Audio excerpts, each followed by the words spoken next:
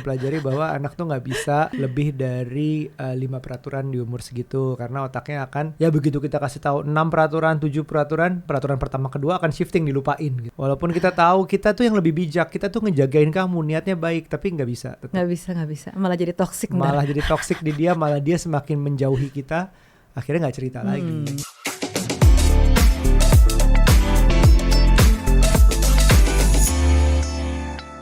Halo parents, kembali lagi di podcast Curhat Babu, curhatnya Bapak dan Ibu. Ini adalah episode terakhir 2025. Yes, kenapa kita pakai baju putih-putih? Ada hubungannya nggak? Aku nyamain kamu biar kompak. Apa? Katanya 2026 color of the year-nya putih, kamu bilang. Benar. Katanya gitu, aku baca dari Instagram. Katanya color of the year-nya adalah warna putih. Dan ternyata buat pecinta fashion itu udah membosankan. Boring, kenapa putih ya gitu. Iya. Tapi buatku menyenangkan. Kasian yang kulitnya gelap. Ih bagus tuh, kan justru lebih cerah. Ya. Bukannya kalau hitam justru warna kulitku justru lebih angkat. Enggak, makin gelap. Enggak dong, kalau putih makin gelap, aku makin mendem gitu, kayak backlight. Enggak. Warna putih itu justru mencerahkan. Dan terutama nih kayak orang-orang kayak aku nih yang kulitnya rada nanggung ya. Keling juga enggak, tapi enggak putih juga. Katanya tuh warna-warna summer apa ya aku ya? Summer apa gitu, kok aku lupa sih. Pokoknya aku nggak cocok warna coklat, dan emang kebetulan aku nggak suka tuh earth tone, jadi nggak cocok di aku. Aku tuh warna-warna pastel, warna putih. Pastel pokoknya tuh bukan coklat pastel juga ada. Ini ku beige tuh nggak juga. Beige ya boleh lah, tapi kalau udah coklat, aku kelihatan si dekil banget. Kita mau ngomongin fashion? Enggak. Oke, ngomong-ngomong soal penutupan 2025 episode terakhir, dan kita mau ngebahas hal-hal yang sepanjang tahun ini 12 bulan 365 hari banyak banget kejadian-kejadian dan plot twist di akhir-akhir tahun. Ya sih? Tapi kita mau ngomongin dari akhir tahun, apa kita mau runut mendingan? Soalnya kadang-kadang dalam membuat suatu kaleidoskop atau ingat-ingat 2025, yang diingat tuh justru yang di akhir-akhir tahun, karena masih dekat sama memorinya kita. Kadang-kadang yang terjadi di Januari itu suka lupa. Jadi kayak misalnya, itu tahun lalu apa bukan sih kejadian ini?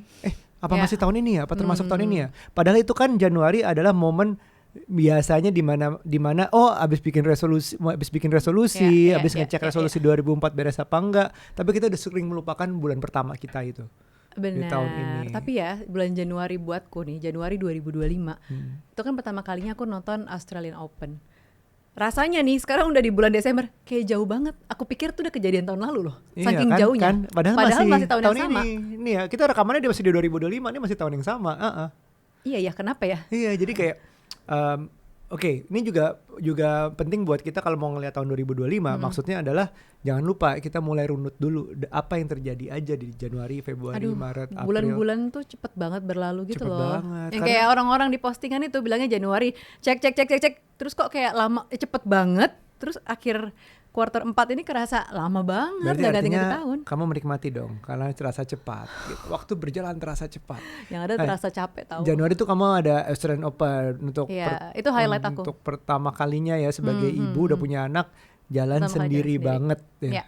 Sama teman. Iya, dan itu sebenarnya kita juga baru pulang dari umroh kan akhir Desembernya. Betul. Dan kita juga baru pindah. Enggak dong, pindah rumah udah tahun lalunya lagi tuh kan. Bingung kan, loss of time. Ya. Tapi akhirnya jalan sendiri. Apa highlight kamu lagi di Januari? Aduh lupa aku. Nggak lupa ya? Oke. Boleh secara ini aja nggak sih? Boleh. Highlight of the year aja ya. Karena kalau tiap bulan buatku, aku juga mau mengingat lupa.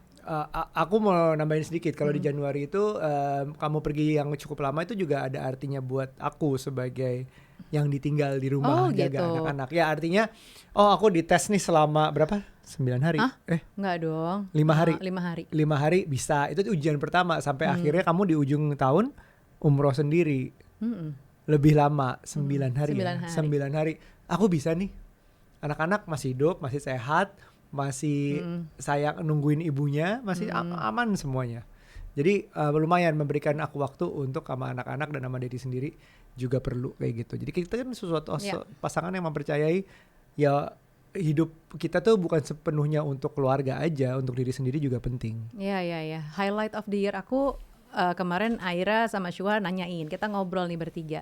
Apa highlight of the year Ibu? Apa highlight of the year Shua gitu. Terus di top of mind aku, highlight of the year aku tuh Australian Open sama umroh.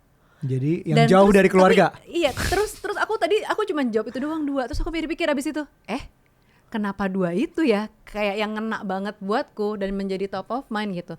Setelah aku pikir-pikir, aku runutin gitu, kenapa buatku tuh kayak kena. Oh ternyata di 2 trip tersebut aku tuh merasa perjalanan itu hanya tentang aku gitu. Jadi aku kayak nggak punya kontrol untuk anak-anak karena jauh gitu kan. Terus cuman mikirin diriku aja yang mungkin selama ini kan mikirin anak-anak, mikirin kamu, mikirin orang lain, Kerjaan. kayak mikirin kerjaan, pokoknya memikirkan hal-hal yang di luar aku gitu. Tapi dalam 2 trip itu yang aku pikirin pokoknya cuma tentang aku gitu. Dan itu tuh kayak wow, dua trip itu menurutku Apa sangat rasanya? wow. Apa rasanya? Kalau yang Australian Open duniawi banget ya. Kayak kesenanganku, terus ngeliat sesuatu me time yang bener-bener wah me time ya, kesukaan aku. Terus aku ngeliatin aku ngefans sama pemain tenis yang gitu-gitu. Itu buatku kayak wah gitu, excitement bahwa aku tuh muda lagi ada. Kamu tua sekarang. Oke, rasa muda, rasa excitement. Oke, terus. Nah, kalau yang umroh, wah ini ceritanya lumayan panjang kayaknya deh. Tapi highlightnya adalah berangkat sendiri berdua sama mama sih ya. Tapi kan maksudnya anak-anak nggak ikut, kamu nggak ada. Terus kalau umroh itu kan yang tahun lalu kita udah lakuin sama anak-anak sama kamu, kita sakit kan setengah perjalanan Iya, gitu betul. kan. Dan di mana di situ aku harus take care of anak-anak sakit, kamu sakit, aku sendiri juga sakit sampai nggak bisa bangun tempat tidur. Pokoknya bener-bener wow banget perjalanan tahun lalu. Yang tahun ini aku aja kayak aku amazed sampai nggak pernah kebayang ternyata yang aku butuhin tuh cuman bengong. Di situ tuh aku cuman kerjanya setiap hari ke masjid berjam-jam berdoa sampai nangis, sampai kalau lihat foto-foto ke umroh tuh Bengep. aku bener-bener bengep. Terus aku pokoknya nggak ada make up sama sekali, bener-bener as is aja mukaku. Terus bengong, berdoa, bengong, nangis, berdoa, bengong, nangis gitu. Terus kayak ngobrol dalam hati sambil berdoa gitu nih, aja mau nangis ya. Pokoknya tuh kayak tentang aku doang gitu.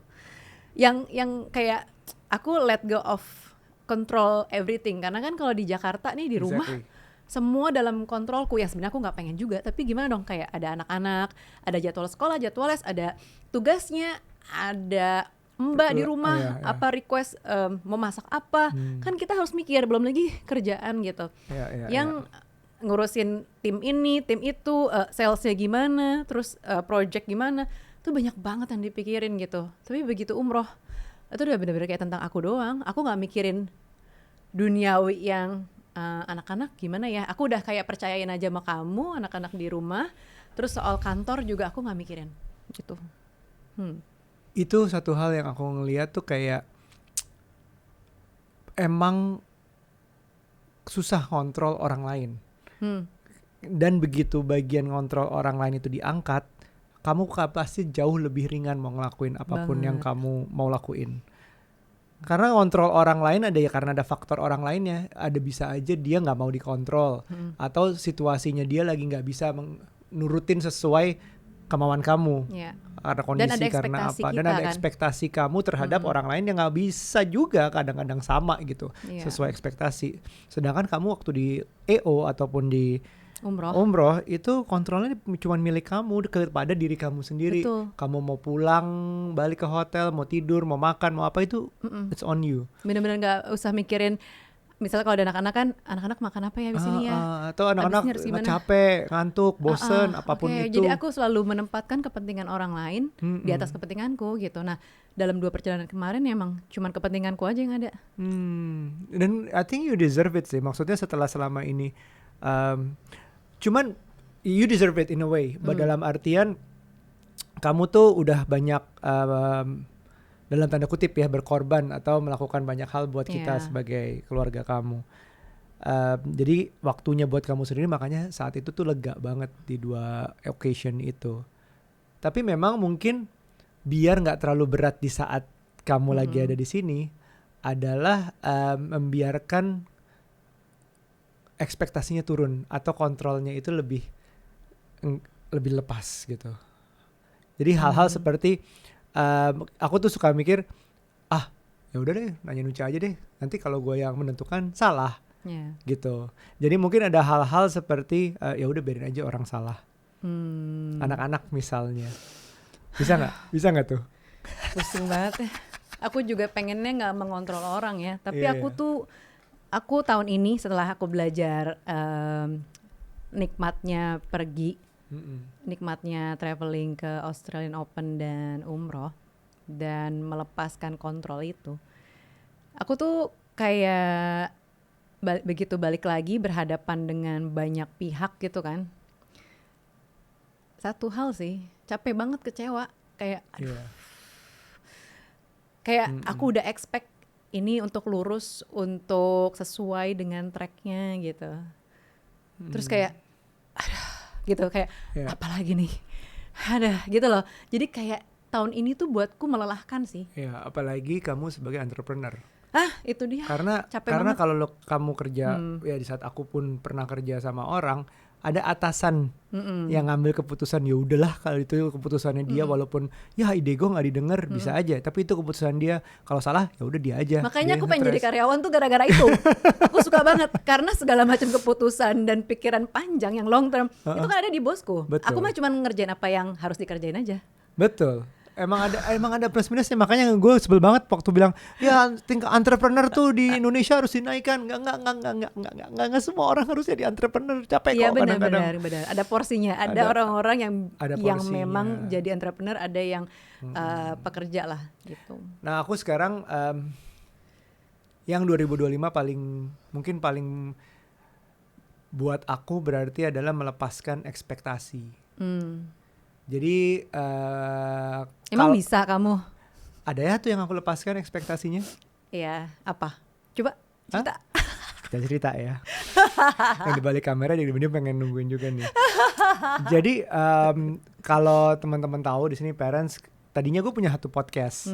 Satu podcast yang gue banyak belajar, meninggikan namaku, menaikkan namaku, bahwa terlihat wah keren nih punya podcast ini. Dan setiap ketemu orang, Mas aku suka banget podcastnya, bantu banget, wah itu rasanya seneng banget dengernya. Memang iya benar aku juga merasakan itu rasanya sih. Bangga, seneng banget ngebantu orang, berguna buat orang tuh senengnya luar biasa.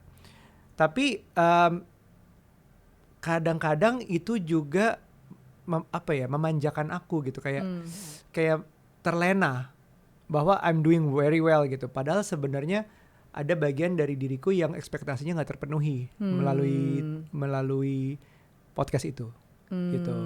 Jadi kalau kalian sadar, itu udah berhenti podcast ini di tahun 2025, awal 2025. Mungkin sebenarnya bukan podcastnya, tapi partnershipnya nggak sih? Bisa. Jadi ya kan? Jadi emang sudah tidak menemukan, tidak sesuai dengan ekspektasi. Jadi harus saya lepaskan ekspektasi itu.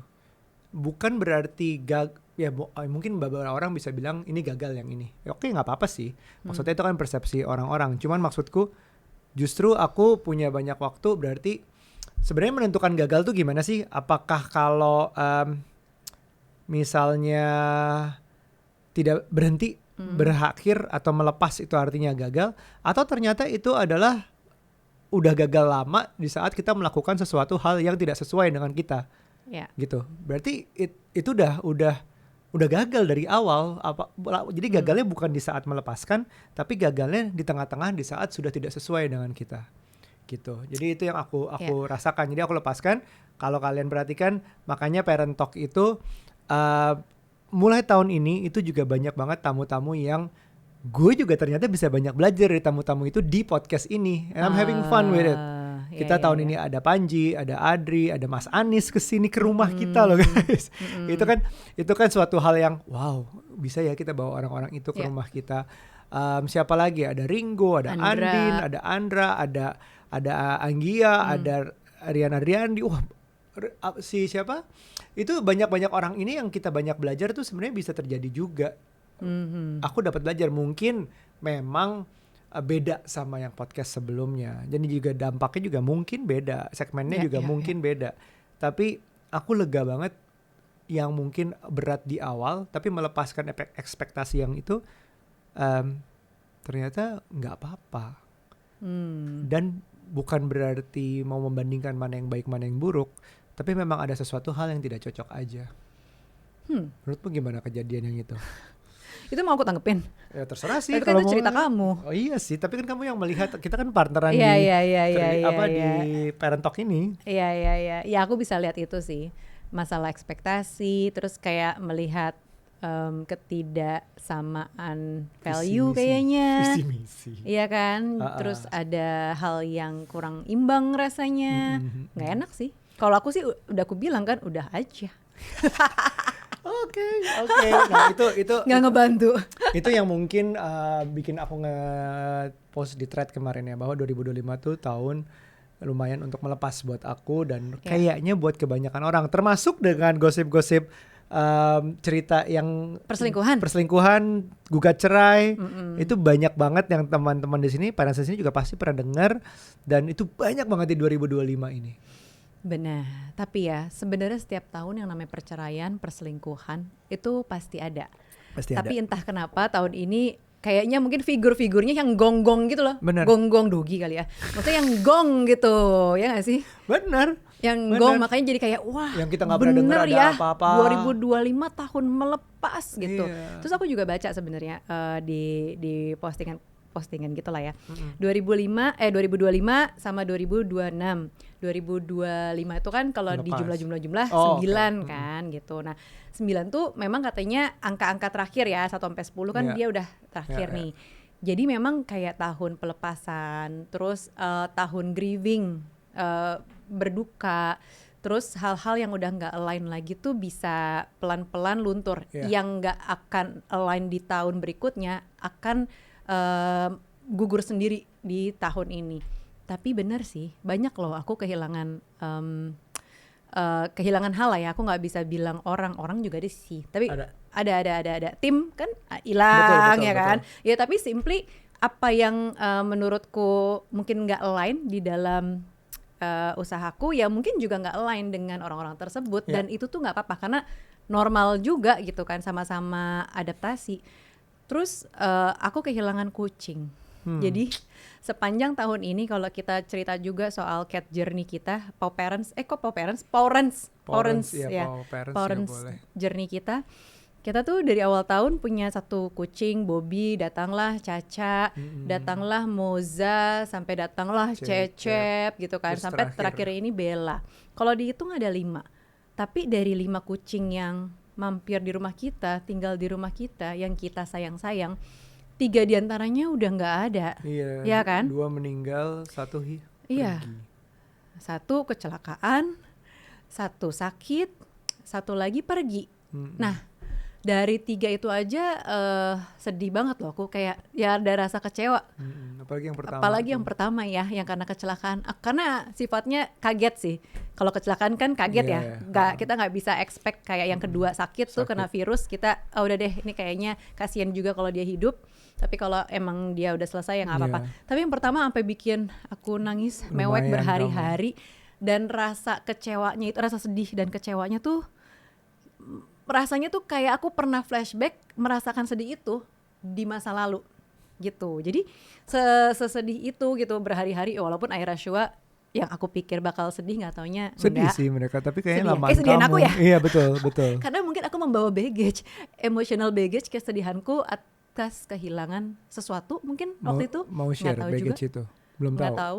Lupa persisnya. Aku nggak tahu persisnya kehilangan apa. Tapi kayak aku recall di satu sedih yang kayaknya aku pernah ngerasain ini gitu. Jadi sedihnya baru keluar berhari-hari, sampai kayak gitu. Aku udah lama loh nggak nangis sampai. Iya. Gitu. Terus kayaknya kamu nggak pernah aku lihat kamu nangis kayak gitu. Kayaknya nggak pernah ya. 13 tahun 14 tahun kita bareng, kayaknya kamu nggak pernah nangis sampai kayak gitu. Nggak pernah nangis gitu. Tapi itu sampai gitu. Jadi itu pun juga kan di dalam tahun 2025 ini. Betul. Ya selain si kucing yang meninggalkan kita, 3 kucing, dan sekarang kita di akhir tahun tinggal 2 nih, Bobby dan Bella. 1 cewek 1 cowok. Dimana kucing-kucing itu sebenarnya tidak dicari, bukan tidak kita adopsi atau beli atau apapun itu. Mereka datang sendiri. Mereka datang sendiri. itu aja udah kayak membawa apa ya, makna tersendiri gitu buat kita gitu, buat oh ternyata bisa ya sayang sama sesuatu yang lain selain dari anak gitu, kucing yang kita rawat-rawat gitu, walaupun sofa kita brudul lagi. Terus makanan suka dicolong lah. Aduh, terus pengeluarannya ekstra ada ya kan, buat vaksin, ada, pasir, makanan kucing, wadah, grooming, Betul, semuanya betul, kayak wow mahal sekali ya gitu. Iya, sesuatu yang nggak kita rencanakan, sesuatu yang kayak sebenarnya yang mengharapkan tuh anak-anak di awal waktu umroh. Iya. Pertama dia pengen anjing atau kucing gitu, datang Betul. loh. Nah tapi dari kehilangan-kehilangan itu ada satu highlight lagi sebenarnya. Apa itu? Kan tadi yang pertama highlight tentang perjalananku ya, 2 perjalanan itu tuh yang membangkitkan tentang aku dan aku gitu ya. Yang kedua tadi soal kehilangan ya di tahun ini. Kehilangannya kucing, kehilangan tim. Kalau pertemanan sih alhamdulillah baik-baik aja Kayaknya ya so semuanya far. baik-baik aja. Jadi masih align kayaknya, sampai di tahun depan juga insya Allah masih align. Nah, satu hal highlightku di tahun 2025 ini justru bukan sesuatu yang melepaskan kali ya, melepaskan nggak ya? Yang mana itu? Tapi aku jadi mencari tahu tentang diriku. Jadi aku benar-benar membayar mahal untuk bisa, ya kalau sekarang kan bilangnya healing ya, tapi aku lebih ke counseling ya. Iya. Gitu, untuk menemukan aku tuh kenapa gini ya gitu. Jadi counseling di tahun ini baik itu fisik sama mental. How does that go? Hasilnya gimana? Perjalanannya gimana? Ada yang bisa di-share? Banyak. Aku jadi menemukan kayak tadi ketika kita punya emosi yang lebih kayak kok sedih banget ya, kok aku marah banget ya, kok aku kecewa banget. Ternyata ketika kita merasa ada trigger dan kayak kok ini ekstra banget rasanya, ternyata tuh ada sesuatu pain di situ. Pain tuh dalam artian kayak aku tuh menyimpan luka sebelumnya, tapi yang sekarang nih kecolek aja gitu. Nah ketika itu ada rasanya, jadi aku sekarang kayak mulai lebih sering ngerasain. Kalau sebelumnya kan kita nih kayak ya udahlah nggak apa-apa lah gitu kan, selalu kayak gitu berulang, kayak nggak mau ngerasain kalau ternyata sebenarnya sedih banget, nggak mau ngerasain kalau sebenarnya marah banget. Tapi di tahun ini ketika ada sesuatu yang rasanya ih kok aku kecewa banget, ih kok aku sedih banget nih, kayak kucing tadi tuh kok aku bisa sampai nangis segitunya ya, itu kan ekstra buatku ya, kayak kenapa aku gini. Itu tuh sebenarnya katanya menyimpan pain atau luka yang mungkin pernah terjadi gitu. Jadi kalau misalnya lagi kayak gitu, justru aku harusnya mencatat kayak ini recall rasanya tuh apa sih, di bagian tubuh yang mana aku ngerasain gak nyaman. Terus kayak pernah keinget gak waktu mungkin aku kecil, aku pernah diginiin juga gitu. Tapi belum keinget ya sampai sekarang. Belum semuanya aku inget. Jadi ada kejadian juga kan sebenarnya pas yang aku ulang tahun dan aku sedih banget kamu gak ngasih aku bunga. Kayaknya sepele banget, tapi kok aku sampai nangis ya, terus kayak sedih banget gitu, terus badanku jadi nggak enak sebenarnya, kayak zret gitu. Terus aku tahu banget nih rasanya, dulu aku kayak pernah sedih, terus rasanya kayak gitu lah, jadi nangis lagi kita. Jadi aku kayak lagi mempelajari tentang diriku sih tahun ini. Tapi ada bagusnya sih, maksudnya kamu mulai menyadari bahwa sebenarnya hal-hal itu bukan penyebab utama, tapi triggernya. Jadi kayak kita kehilangan kucing yang pertama itu, Moza. Sebenarnya kan Moza baru kenal berapa bulan cuman. Iya, baru 2 bulan ya, Bab. Baru 2 bulan kenal, tapi kamu bisa nangis segitunya. Padahal aku juga nggak yang gendong-gendong sayang-sayang gitu. Kamu yang ngurus vaksin saat itu masih aku terus gitu. Jadi sebenarnya kalau kita pakai agak sedikit logika nggak masuk akal nih, kenapa Nucha bisa sampai segitu nangisnya. Tapi sekarang berkat counseling itu kamu tuh merasa ya ini valid sih nangis, tapi ini adalah trigger dari something else going on. Termasuk di saat kamu lupa aku lupa ngasih bunga kamu adalah trigger. Aku tetap salah, aku akuin. Tapi itu adalah trigger sebenarnya. Dari apa yang terjadi sebelumnya. Ya mungkin itu dalam perjalanan yang gak gampang untuk kamu temuin sebenarnya apa, berapa sebenarnya banyak, seberapa sakit gitu-gitu. Ternyata tuh segitunya. Jadi buat tahun ini tuh aku banyak menyelami tentang diriku sih. Iya, iya, gitu. iya. Hal-hal tentang aku gitu. Sama kalau secara fisik, ini sedikit cerita. Jadi awal tahun kan kita rutin untuk medical check up ya. Terus medical check up kita itu hasilnya nggak bagus sebenarnya. Yang Kamu, aku ha. ya. Jadi ada kista di payudara kanan dan kiri. Di situ aja buatku kayak ya aku pikir tuh agak jauh nih mikirnya soalnya. soalnya ya aku pikirin what if kalau umurku nggak panjang lagi, kira-kira apa yang mau aku lakuin gitu. Yang aku pikirin tuh cuman kalau bisa ini misalnya beneran sesuatu yang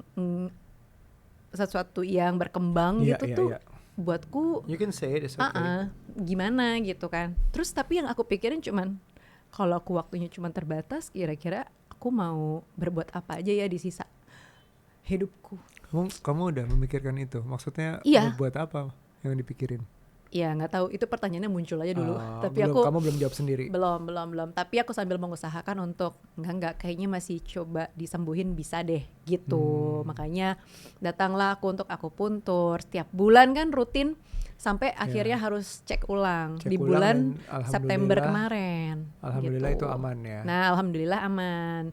Begitu aku aman, ya tapi semua perjalanannya tuh bareng tuh antara aku mulai konseling untuk secara mental sama yang aku puntur buat fisik gitu. Jadi semuanya tuh berjalan gitu. Memang hampir serupa sih, apa yang kita pikirkan, apa yang kita rasain kesimpan di dalam tubuh, terus kayak mana yang bermasalah yang kayak gitu-gitulah. Tapi jadi tahu banyak hal sih tentang diri sendiri gitu. 2025 besar ya buat kamu ya. Makanya tuh tadi kayak ngomongin banyak kecewanya, ya banyak sih. Tapi ya terbayar 2 trip itu. Udah itu aja. Enggak, itu yang paling. Aku ada kalau kamu gimana? Ada satu hal yang sebenarnya di akhir-akhir ini sih lebih kerasa, melepas satu anak. Dalam artian toddler. Anak kecil satu ini udah beranjak preteen. Itu sempat jadi pikiranku, apalagi ngobrol sama dia kemarin yang cukup lama. Itu adalah hal yang wow, kayaknya gue udah kehilangan anak kecil satu nih. Anak yang bisa gue main-mainin sebagai anak, laugh at my dad jokes. Terus those little kids yang aku tunggu-tunggu banget, yang dijaga banget. Kayaknya ini sih dia masih ada di sini, maksudnya nggak keluar rumah untuk ngapain, cuman it felt like some of hers shifting gitu. Jadi parents sih kalau tahu kemarin we had a long talk sama Aira yang menuju umur 10 tahun, udah 10 tahun itu ya, menuju umur 10 tahun waktu itu. Dia tuh dia akhirnya ngomong bahwa kita tuh too much rules. Too many rules. Terus gue juga satu hal lagi yang kena tuh dibilang cringe. Sebenarnya bukan karena dibilang cringe gitu, udah dibully sih udah biasa lah. Cuman lebih ke arah kayak, oh ternyata usaha gue untuk deket sama temennya lebih bisa dianggap teman, bisa dianggap cerita, dia bisa cerita karena gue dianggap teman, itu nggak gitu ya. Ternyata nggak akan bisa nih kayaknya gue jadi temen, as in temen. Karena setelah aku pelajarin juga, orang tua tuh harusnya nggak jadi temen. Dampaknya bisa kemana-mana. Kamu kan bilang ada yang bilang ke kamu juga, tapi juga aku riset dampaknya bisa kemana-mana. Oh gitu. Bisa afraid to say no. Nanti nggak berani tegas. Iya benar-benar, karena nggak ada boundaries. Karena teman kan nggak ada boundaries. Karena teman. Terus kedua, nggak berani tegas itu kedua, aku sebagai orang tua akan cenderung cerita masalah kita, yang harusnya anak-anak tuh belum boleh denger. Iya. Karena merasa teman, I can tell you everything. Bener. Jadi segala macam. Aduh, aku dipecat nih, bangkrut nih, nggak punya duit nih. Nah, itu harusnya anak-anak segitu tuh belum denger. Mungkin nanti kalau anak-anak udah dewasa juga sama-sama bisa curhat, kita bisa curhat yang sedetail itu. Tapi kalau masalah yang berat banget, yang belum ada solusinya, yang orang tuanya stres, itu nggak disarankan untuk cerita ke anak-anak. Di mana-mana kalau harusnya kita cerita ke teman, tapi kalau kita anggap anak kita teman, kita cerita ke mereka, nggak boleh itu. Jadi those two things yang bisa berbahaya kalau terlena berusaha jadi teman sama anak gitu. Jadi orang tua memang ada oke, in terms of lo tahu apa yang dia suka, apa yang dia mau, bagus, lo harus put interest in apa yang dia mau, apa yang dia lagi suka, sehingga lo bisa jagain, sehingga lo bisa ikut ngobrol doang. Tapi jangan targetin untuk jadi temen as in best friend gitu loh. Iya, katanya don't try too hard. Don't try too hard, ya udah. Itu it kinda hits me sih sebenarnya. Iya, benar. Dalam artian, gue pengen banget deket sama anak gue segitunya, sehingga nggak bisa ternyata. Dan ternyata nggak bisa. Sebagian diriku kayaknya harus melepaskan bahwa ya udah deh, gue sampai sini aja sebagai orang tua. Jadi gini nih, gini. Itu kayak buat kamu kena banget sih. Aku aja yang menyaksikan kayak wow, lumayan ya. Iya, dan aku mempelajari bahwa anak tuh nggak bisa lebih dari 5 peraturan di umur segitu, karena otaknya akan, ya begitu kita kasih tahu 6 peraturan, 7 peraturan pertama kedua akan shifting, dilupain gitu. Iya benar. Jadi 5 aja, the magic number 7 gitu. Terus juga nggak bisa diajak ngobrol secara serius, intens selama sejam, lebih dari sejam tuh nggak bisa. Belum bisa di umur 9-10 ini. Walaupun kita tahu kita tuh yang lebih bijak, kita tuh ngejagain kamu, niatnya baik, tapi nggak bisa. Nggak bisa. Malah jadi toksik. Jadi toksik di dia, malah dia semakin menjauhi kita. Akhirnya nggak cerita lagi. Gitu. Jadi kita lagi seek for help. Pengen ngobrol-ngobrol sama psikolog anak ya, terutama untuk menavigasi anak preteen ini gimana biar nggak salah-salah treatment gitu, karena dulu kita belajar kan soal gimana caranya ASI, gimana untuk menu-menu MPASI, gimana menangani anak demam, terus kayak gimana anak pilih sekolah. Nah sekarang kita nih lagi di dalam fase baru yang satu ya, untungnya baru satu, yang satu lagi masih kubayi-bayiin sih, tersisa ya kan, tersisa satu lagi, yaitu kita lagi belajar dan mencari tahu untuk menavigasi ini sih. Buatku juga hal yang baru kayak jadi ternyata agak salah ya. Cuma gitu. Siap-siap juga, soalnya adik itu selalu akan kekatrol kakaknya pertumbuhannya. Karena dia ada contoh.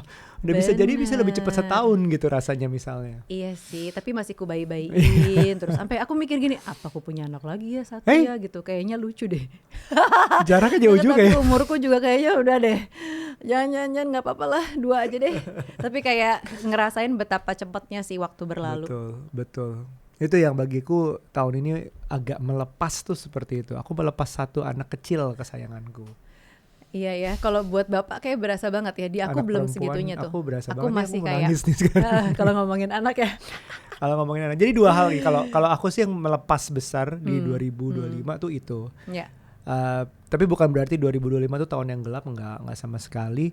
Lebih ke pertama di awal tahun pun kita bisa akhirnya jalan-jalan sama tim.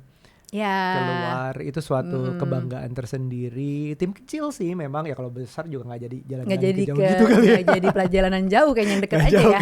Untung timnya juga kecil, jadi kita bisa merasakan ada yang belum pernah jalan sejauh itu. Dan bawa anak-anak ya. Dan kita juga bawa anak-anak, dan kita beberapa kena di inner child-nya karena itu ke tempat yang sangat menyentuh inner child. Dan tetap ada hal baru buatku karena aku nggak pernah sampai malam sebenarnya di tempat tersebut. Betul. Dan hal itu juga lumayan banget saat itulah. Terus aku masih bisa merasakan another trip seperti itu, tapi sama brand ke suatu tempat di Shanghai. Tapi kamu nggak pakai kayak menemukan diri kamu. Enggak, kayak karena aku harus gitu, bikin konten. Benar.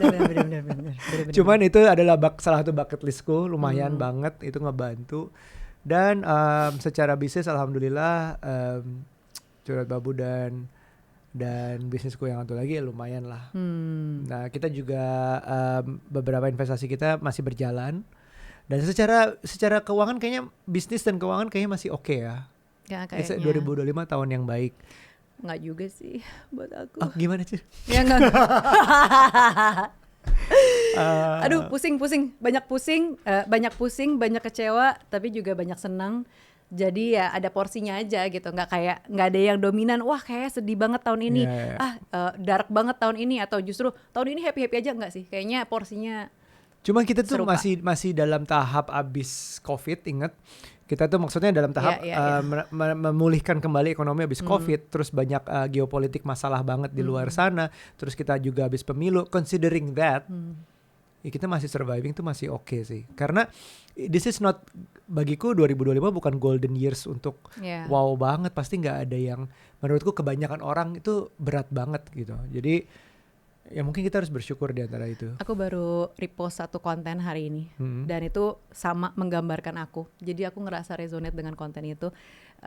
Di video yang aku repost, dia bilang bahwa highlight tahun 2025 ini atau hal yang aku pelajarin tahun 2025 adalah satu, dia bilang do it unmotivated, do it sad, do it apalagi ya, scared, Mau aku bukain? do it tired. Itu tuh aku banget tahun But ini. still do it gitu ya. Tapi still do it. Itu sih, tapi still do it. Nggak yang kayak give up dan udah gitu nyerah. Belum. Jadi aku masih melakukan itu. Padahal aku ngerasain sih capek. Ada unmotivated, ada banget.